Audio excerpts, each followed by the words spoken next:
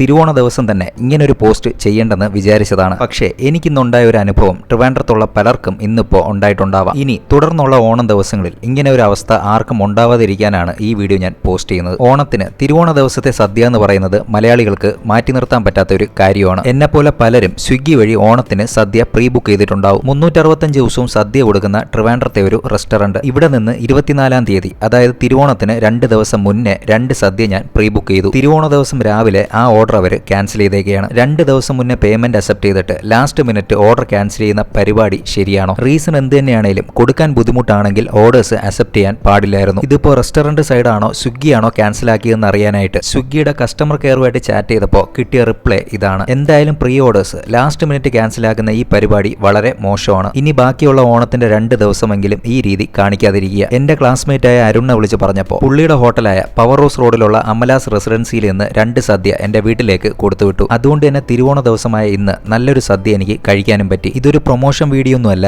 ഒരുപക്ഷെ നാളെയും മറ്റന്നാളും ഒക്കെ പ്രീ ബുക്ക് ചെയ്ത് ഓണസദ്യ കാത്തിരിക്കുന്ന ഒരുപാട് പേര് ഉണ്ടാവാം. അവരൊക്കെ ഒന്ന് കരുതിയിരിക്കുന്നത് നല്ലതായിരിക്കും. ഇനി ഞാൻ കഴിച്ച ഈ സദ്യയെക്കുറിച്ച് പറയുകയാണെങ്കിൽ 5 ഒഴിച്ചുകറി 3 പായസം അടക്കം 28ഓളം ഐറ്റംസ്. 2 സദ്യ തന്നെ 3 പേർക്ക് കഴിക്കാനുള്ള ക്വാണ്ടിറ്റി. 599 ഒരു സദ്യക്ക് ഇവര് ചാർജ് ചെയ്യുന്നത്. 4ാം ഓണമായ ചതയം ദിവസം വരെ ഈ സദ്യ അവൈലബിൾ ആയിരിക്കും. പായസം അടങ്ങുന്ന അമലാസ് റെസിഡൻസിയുടെ ഈ ഒരു സദ്യ ആവശ്യമുള്ളവർ നേരത്തെ തന്നെ പ്രീ ബുക്ക് ചെയ്യുക. അപ്പോൾ എല്ലാവർക്കും എൻ്റെ ഹൃദയം നിറഞ്ഞ ഓണാശംസകൾ.